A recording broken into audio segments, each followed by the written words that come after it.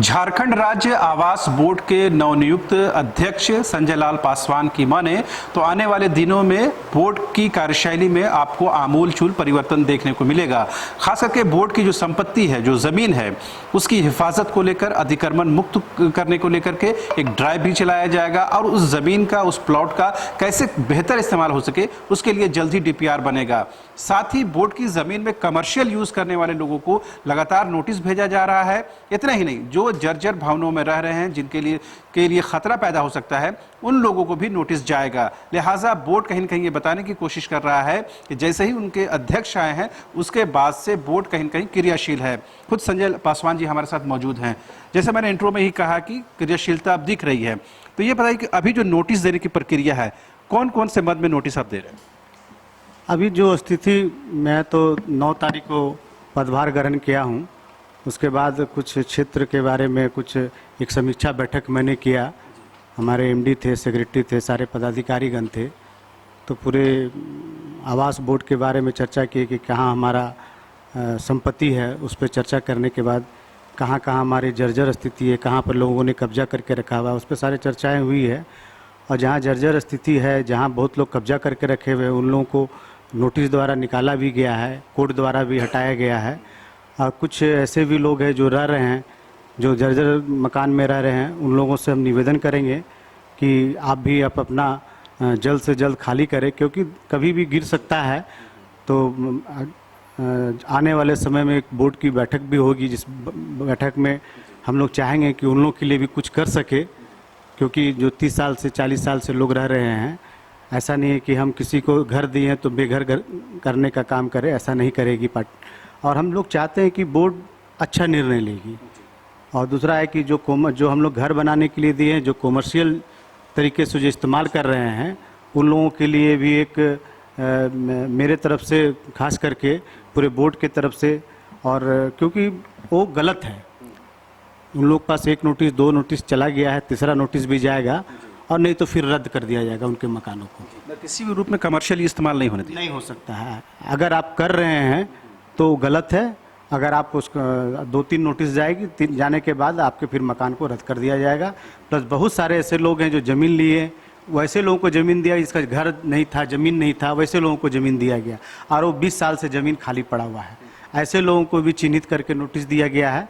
आप अपना जल्द से जल्द या तो कुछ उसका जवाब दे, और नहीं तो फिर वो भी रद्द कर दिया जाएगा। आपने सुना होगा कि पूर्ववर्ती जो रघुवर दास की सरकार थी, उनके कार्यकाल में एक डीपीआर बोले ये प्रस्ताव था, सहजानंद चौक के पास जो खाली ज़मीन है वहाँ पर 5 सितारा होटल बनाने को लेकर। इस बारे में क्या बोर्ड विचार करेगी? ये पहले तो देखें क्या उन लोगों ने किया था। हमें भी सुनने में आया कि 5 स्टार होटल बना रहे हैं। वो तो बहुत कुछ हाथी को उड़ा रहे थे।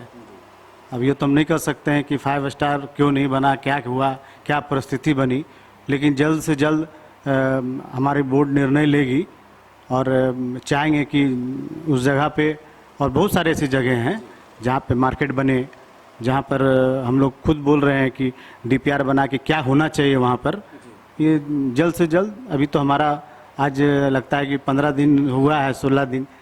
अब इसमें जितना ज़्यादा अध्ययन कर सके हैं, कोशिश किए अध्ययन करने का।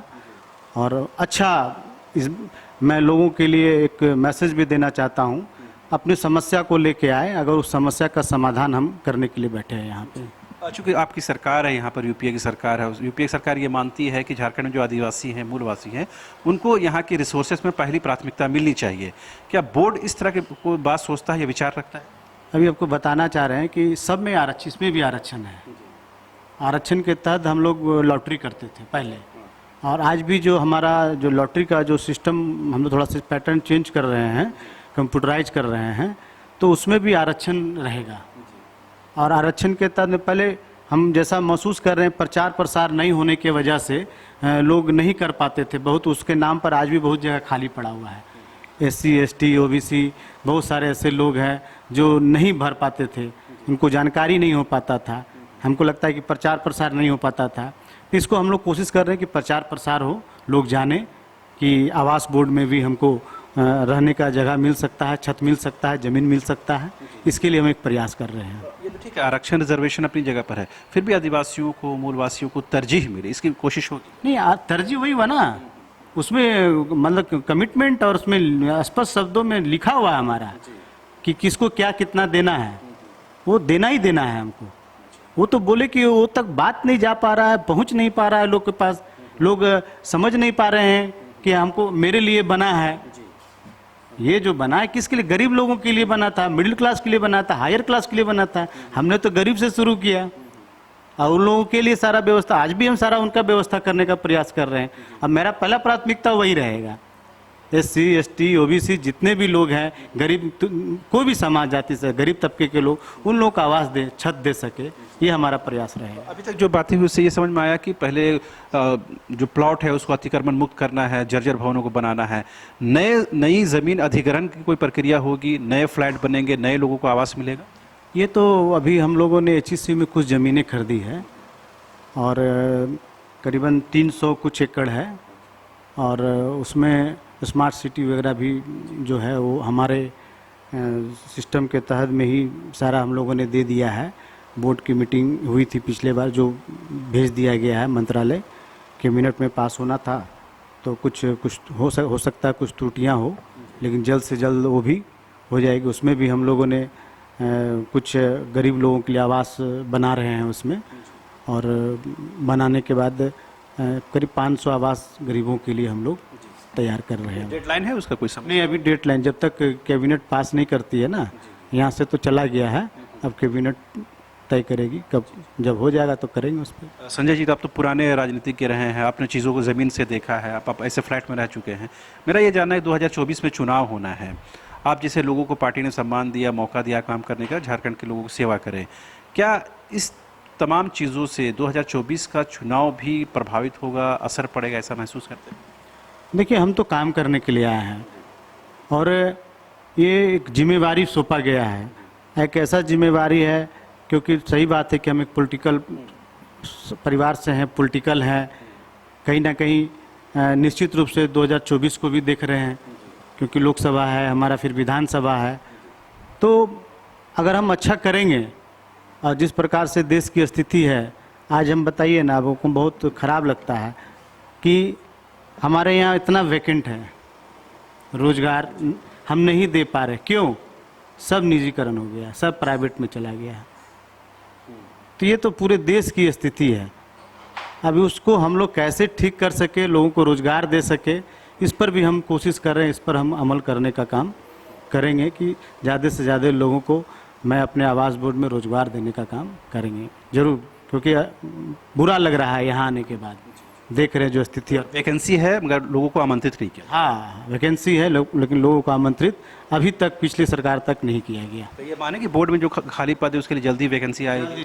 जल्दी, क्योंकि लगातार, जैसा अभी हमारे CM साहब, लगातार आपने देखा होगा कि लोगों को वैकेंसी करके, मतलब तुरंत मतलब ऐसा, ये जो सरकार आई है, मतलब रोज़गार देने का काम हम लोगों ने किया है और हमारे CM ने भी किया है, और हम लोगों को जो विभाग मिला इसमें भी चाहेंगे कि जहाँ जहाँ पद खाली है उसको भरने का काम हम लोग। ये माने कि आवास बोर्ड तो आवास तो देगा ही, अगर रोजगार की जरूरत हो तो रोजगार है, इसमें भी है, इसमें भी रोजगार है, बहुत सारा रोजगार है, रोजगार देने का काम करेंगे। एक आखिरी सवाल, आप तो सुनते होंगे कि आवास बोर्ड में किस तरह से करप्शन है, कैसे लोगों ने इस तरह से जो आम लोगों की उम्मीदों पर खरा नहीं उतरे हैं, उस पर कुठाराघात हो, लोगों की उम्मीदों को जीता जाए, ये कैसे हो? देखिए, हमने भी महसूस किया है, जितना हम लोग काम करते हैं, जितना आवास बोर्ड काम करती है, लोगों को लगता है कि कहीं ना कहीं हम महसूस किए हैं कि थोड़ा विश्वास हम लोगों पर नहीं बना पाए हैं,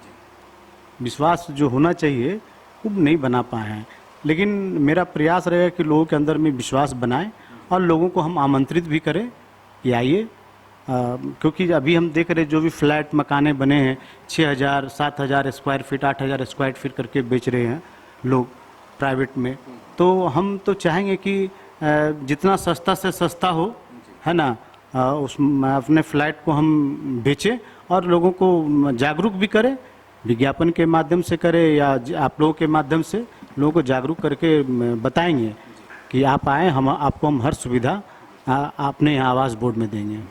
आपने सुना, ये थे संजय लाल पासवान जी, जिन्होंने साफ तौर पर कहा कि आने वाले दिनों में आप बोर्ड की कार्यशैली में व्यापक परिवर्तन देखेंगे और ये परिवर्तन सिर्फ आम लोगों के लिए होगा जो वाकई में आवास चाहते हैं, घर चाहते हैं, जिनके सिर पर छत नहीं है। लिहाजा कहीं ना कहीं आवास बोर्ड इस चीज़ को पूरा करेगी। साथ ही अपनी संपत्ति की हिफाजत के लिए, इसकी सुरक्षा के लिए बोर्ड जो है वो कृत संकल्पित है।